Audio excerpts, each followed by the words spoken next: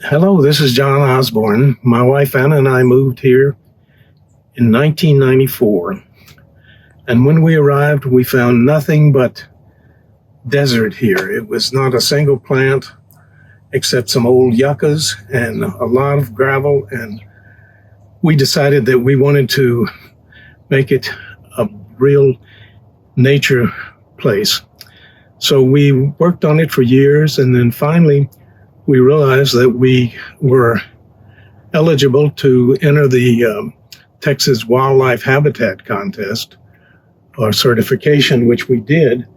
And we got that about 5 years ago. And at that point, we had 210 different plants on the property. There were 110 natives. Then we were very happy to make native plants our major landscaping project. We have here the inland sea oats, and then grasses. Then we have a possum haw and a Mexican buckeye. And all of these have done well. They don't have much soil here. We're on the top of limestone, and we've had to bring in 13 truckloads of topsoil in order to get some of these plants going. The pride of our landscape is the Madrone Tree, which I planted 25 years ago as a small tree about 3 feet tall. We've taken good care of it, and over the years it's grown to be absolutely beautiful. The last freeze caused it to lose a lot of limbs, but it still looks good, and it's a beautiful tree. One of the things about the Texas Madrone is it does not like too much water. You have to be very careful not to overwater it, because it can actually, the tree can die. When I was in charge of landscaping at Riverside Nature Center, we had 6 madrones, and all of them were killed by the volunteers who watered them too much. As we move around, 2 red yuccas and a Texas persimmon that's trying to grow where we once had a beautiful, magnificent cactus that was destroyed by the freeze last February. As we move to the other part of the front yard, we have our sotal and our cholla and sinizos that are coming up, and the Jerusalem sage next to the big muley there. Then we have 2 big muleys here, and they have been outstanding plants. They've been in here for years and years, and this wet spring has given them new growth that we are really pleased with. Then as we move around, we have the American smoke tree. It's been here about 20 years, and it has done very well, survived drought and lack of water. Below it, we have some cenizo. And then as we move across, we have bamboo muley, which is another of my favorite plants, sometimes called desert muley because it doesn't need much water. But it can be cut down in the winter, and it comes back beautifully in the spring. Then as we move down, we have some Santa Maple, some more Salvia, a Mexican feathergrass, and the gray plant in the center there is a gold German, very beautiful plant. It's been stunted by drought and by freeze, but it's trying to come back. Then we have some other Salvia on the other side.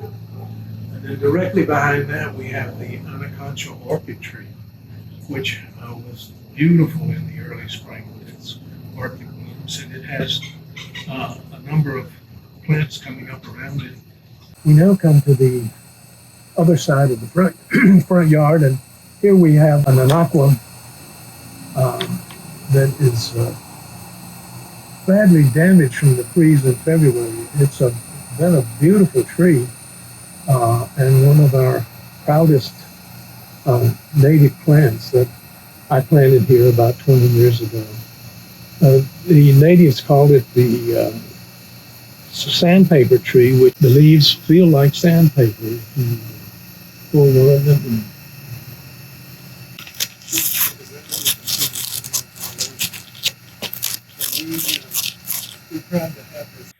As we move to the backyard, in the midst of the plumbago bed, is a pomegranate tree which is trying to come back to life. It was about 15 feet tall when the freeze hit in February and just wiped it out completely. But I hope it comes back. It was a beautiful tree. Then as we move down, we have some Salvia greggii, and at the back there, by the cable, we have a big red salvia that has come back year after year. Some years it does not come back, but it seems to be very good. I got this from the Medina nursery down in Medina many years ago. Stand to your right, you'll see 4 red yuccas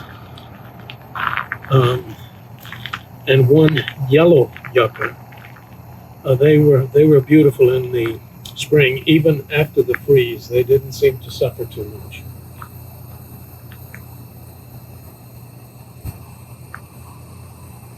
Then as we come on down the line here, we have a flame acanthus and a fragrant sumac growing together, coming out of the ground there. We let them live together and they seem very happy. As we move to the other side of the backyard and the neighbor's fence, we have a group of about 10 sinizos. These were about 9 feet tall and had been in there for years and years, and were thick and beautiful. And then the freeze actually killed all of them right back to the ground. And these have come back since the February freeze, and it looks as if they'll reestablish themselves. We hope so, because they form a nice screen. On the other side of the trail, we have the pride of Barbados, which have been here for a few years. They come back every year, and they are absolutely beautiful. Then, adjacent to them, we have the Nellie Stevens holly. It has been a slow grower, but it's established itself very well. We have some Zexminiums at the bottom. As we move along, we have a nice young live oak tree that will someday take a good place in the backyard here. And behind it is some more desert muley. In the background there is a Texas persimmon. It has done very well here. It's been here for years and years, and it's very happy there.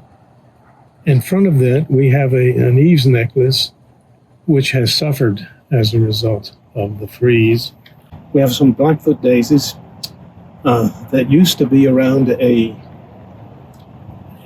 Texas crabapple tree that was killed by the freeze. It's a Monterey Oak. It was severely damaged by the freeze, but it's trying to make a comeback, and the arborists say let it go and see what will happen, but it looks like it's getting a little life back up in the top, but we'll probably have to have an arborist in and see if we can save part of it. There are a lot of shoots coming up around the bottom. So looking back, we have in the foreground, we have Russian sage, which is trying to make a comeback. We have the Mexican petunias behind that, which nothing seems to bother them. They manage to survive and spread very nicely. Then we have a kidneywood tree that's about 10 years old. It survived the cold, and we're pleased to see it coming back. And looking over toward the deck, you see a Mexican firebush next to the water tank. We have a 1,500-gallon rainwater tank that captures the rainwater off the back of the house. We have the bottle tree, which is non-native. And then we have some Salvia greggii. That's Salvia greggii teresa. It's been in there about 18 years and has come back in its full glory after the last rain. This is a rusty black Burnham that I found at a nursery about 90 miles east of Austin many years ago, and it has done very well here. We're happy with it. It's trying to spread itself. It's beautiful in the spring with its flowers, and then in the early fall, the berries, quite attractive to the birds in the area to feast on the seeds. When we get to the back part of the yard here, we have the 3 groups of fall asters that are just in their glory. They have come back from being cut to the ground right after the freeze and are looking beautiful now. Then as we pan around, the stump in the center there is a Cork Oak. It was about 25 years old when something caused it to die, but you can see the cork on there. It came from a nursery here that gave me the tree about 25 years ago, and it did very well throughout the years. And then it began to go. I don't know whether it got oak wilt or something else, but it is no longer with us. But I saved the stump because it's a very unusual tree. You don't see many of them. This dead tree in the foreground here is a Monterey Oak. It was one of the most spectacular trees in the yard, and we really hate to lose it, but it's gone. And the large green tree in the background there is a lace bark elm. It's a native tree and a very fast grower. It is about, I'd say 18, 20 years old. It actually needs to be pruned back. It's getting a little too big for its location there. Then as we move to the Monterey Oak there, under the bottom we have Mexican oregano, some Salvia greggii, and the pink flowers in the back are bougainvilleas. They have been there for many, many years, and it's amazing that they come back.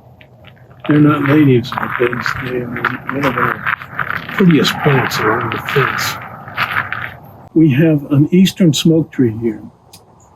This was one of the most beautiful trees in the yard before the freeze. The freeze really took its toll on it, but in previous years, it's been a solid globe mass that is almost, it's a shade of purple that has just been one of the brightest spots in the backyard.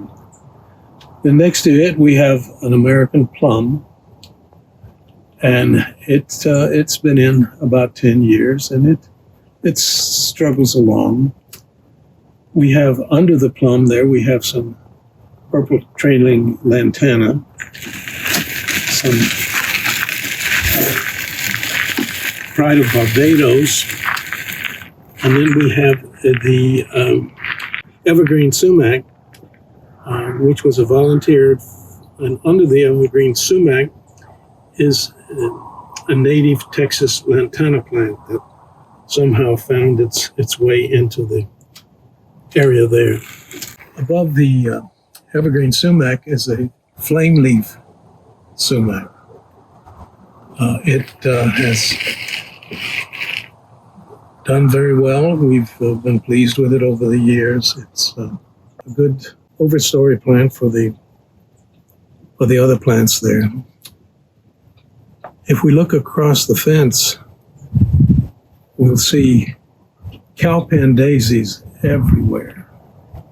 They have just multiplied and are about to take over the entire outer lot there, which is very good because there's nothing in there but a bunch of rocks. And it's worth saving.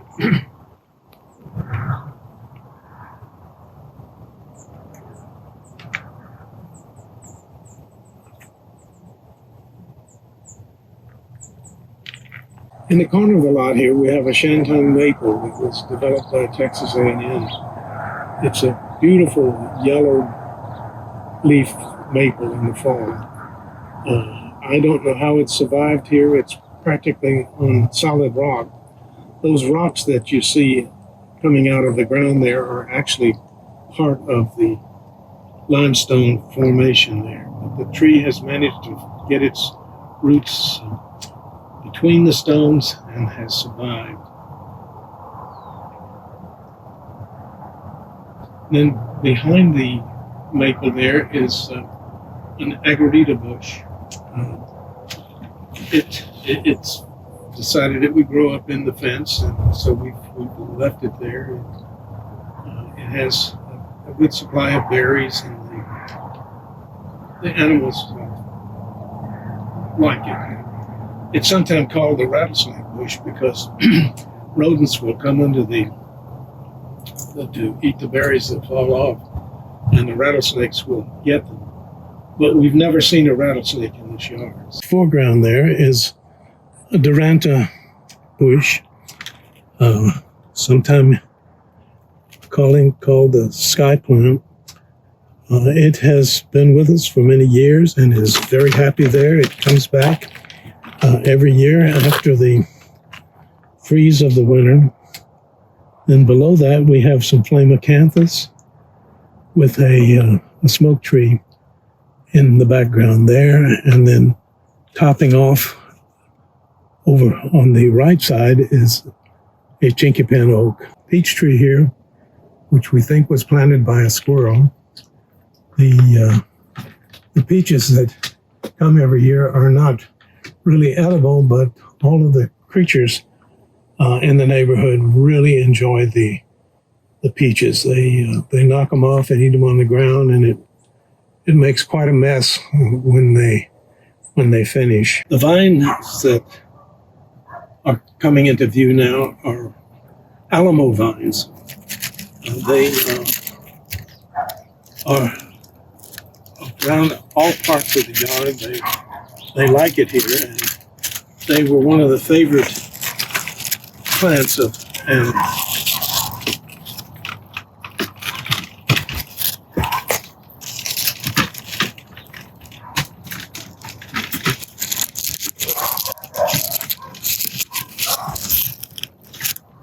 As we move to this part of the yard, we have the harmless waterfly,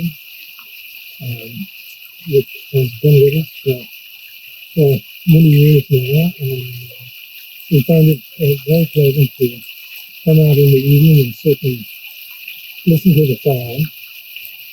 Behind the waterfly is a beautyberry bush. Then as we move into the patio area, we have another beautyberry. It lives up to its name. It's loaded with berries now.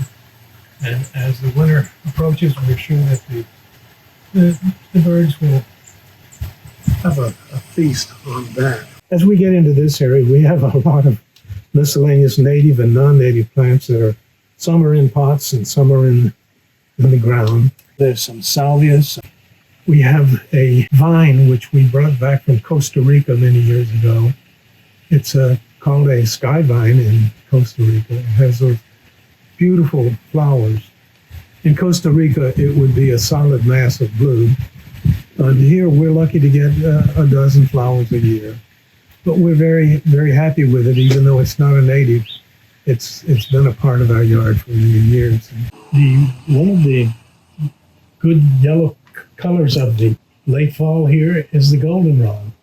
We're surprised that it's blooming at its fullest right now, but it's very pretty, and it adds to a diminishing group of flowering plants around the garden.